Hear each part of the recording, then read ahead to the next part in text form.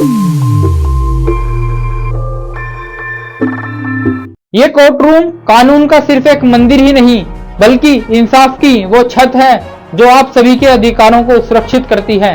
दोस्तों, आज हम बात करने जा रहे हैं एक ऐसे मुद्दे के बारे में जो वर्किंग महिलाओं के लिए एक बहुत बड़ी जंग है।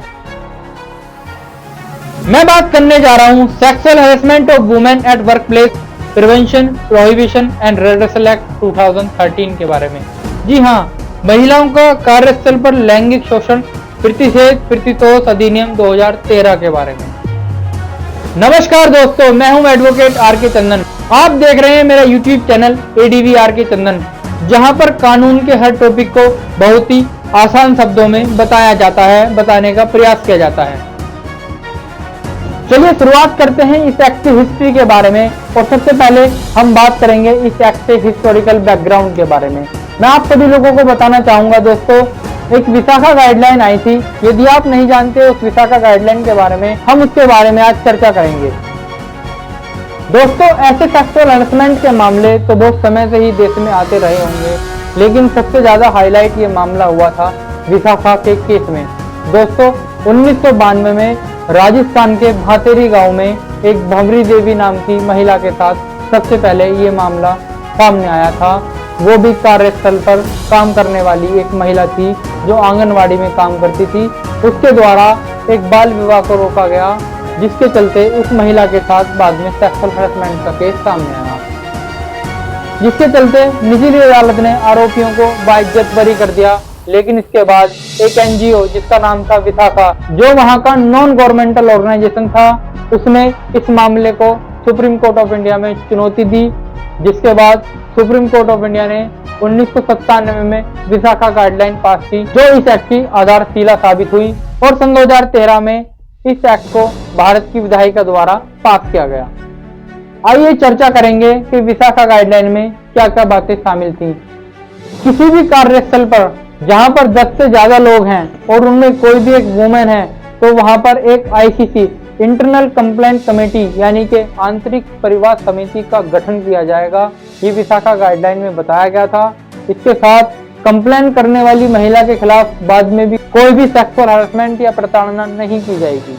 इस एक्ट का एक ऐतिहासिक पृष्ठभूमि हमें भारतीय संविधान के अनुच्छेद 14, 15 और 21 से भी मिलता है, जहां पर अनुच्छेद 14 हमको विधि के समक्ष समानता इक्वलिटी बिफोर लॉ की बात करता है। वहीं पर आर्टिकल 15 लैंगिक समानता जेंडर इक्वलिटी की बात करता है। और आर्टिकल 21 प्राण एवं दैहिक स्वतंत्रता की बात करता है। हर महिला को उसकी बॉडी की फ्रीडम है। दोस्तों,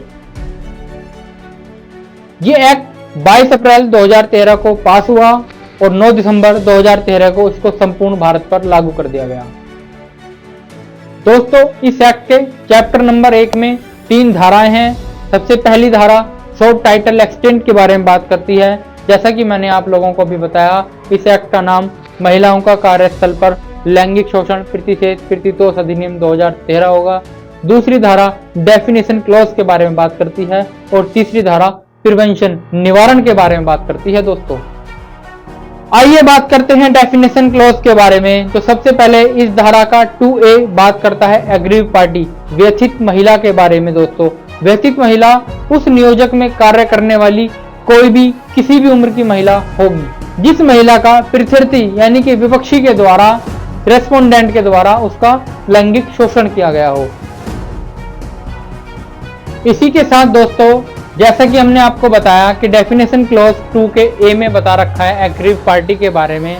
तो एग्रीव पार्टी हर वो महिला होगी चाहे वो किसी भी उम्र की हो और उसका किसी प्रत्यर्थी व्यक्ति के द्वारा लैंगिक शोषण किया गया हो, उसका अभिकथन अगर कोई महिला करती है तो वो एग्रीव पार्टी कही जाएगी। इसी के साथ यहीं पर हम समझेंगे प्रत्यर्थी व्यक्ति के बारे में।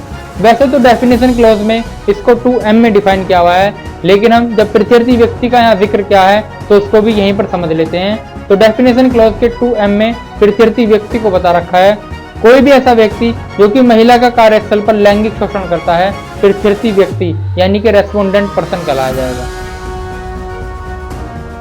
इसी के साथ दोस्तों अगला शब्द आता है लैंगिक शोषण सेक्सुअल हरासमेंट, जिसको डेफिनेशन क्लॉज के 2N में डिफाइन कर रखा है।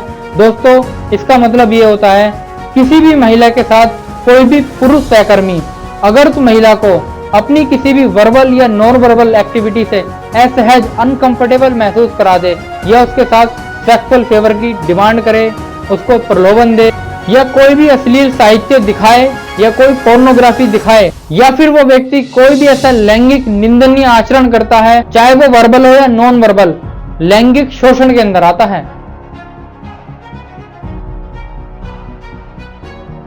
दोस्तों, जैसा हमने अभी आप लोगों को बताया, अगर कोई भी ऐसा काम करता है तो महिला उसकी कंप्लेंट कहां करेगी।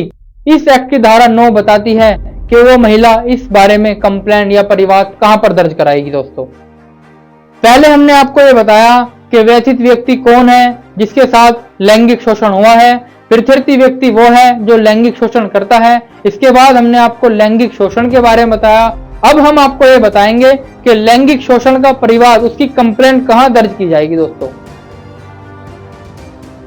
जब भी ऐसी कोई घटना किसी महिला के साथ होती है तो उस घटना घटने के 3 महीने के भीतर भीतर उस एक्टिविटी की आईसीसी यानी कि इंटरनल कंप्लेंट कमेटी, आंतरिक परिवाद समिति को उसकी सूचना देनी होती है। इसी के साथ हम आपको यहाँ प्रोवाइजो बताएंगे। अगर महिला अपनी कंप्लेंट को लिखने में असक्षम है तो वहां के प्रिजाइडिंग ऑफिसर या सदस्य उस महिला को उसकी कंप्लेंट लिखवाने में सहायता प्रदान करेंगे। दोस्तों, जब कोई भी कंप्लेंट दर्ज की जाती है तो वहां पर अगर हम सीक्वेंस वाइज देखें तो उसकी जांच और उसका सुलह दोनों चीज हो सकती हैं। तो इसी के साथ हम धारा 10 और 11 को भी देख लेते हैं, जहां पर सुलह और जांच के बारे में बताया गया है। दोस्तों, इस मामले की सुलह महिला के अनुरोध पर जांच से पहले कभी भी की जा सकती है।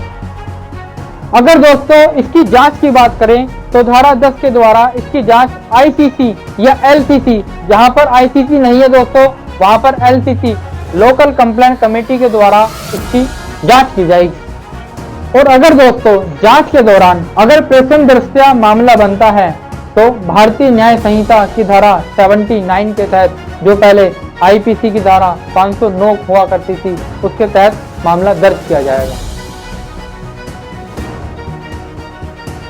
दोस्तों, अगर डेफिनेशन क्लॉज की बात करें तो वहां पर घरेलू कर्मकार की भी एक परिभाषा दी गई है, जिसका अर्थ होता है कोई भी ऐसी महिला जिसको नियोजित किया गया है या वो काम करती है किसी भी घर में और बदले में उसको पैसा मिलता है, वो घरेलू कर्मकार के अंदर आएगी। इसी के साथ डेफिनेशन क्लॉज में एक और डेफिनेशन है जो बात करती है नियोजक के बारे में। कोई भी सरकारी या गैर सरकारी संस्थान जहां पर काम किया जा रहा है, जो कि वर्क प्लेस है, वहां का विभागाध्यक्ष यानी कि उस विभाग का मेन अध्यक्ष वहां का नियोजक कहलाया जाएगा। आइए दोस्तों, अब बात करते हैं इस एक्ट की धारा 3 के बारे में, जो बात करती है लैंगिक उत्पीड़न के निवारण के बारे में। जी हाँ दोस्तों, प्रिवेंशन ऑफ सेक्सुअल हरासमेंट के बारे में। दोस्तों, इस एक्ट की बाकी बची हुई धाराओं के बारे में हम बात करेंगे अपनी आने वाली अगली वीडियो में। तब तक के लिए नमस्कार दोस्तों।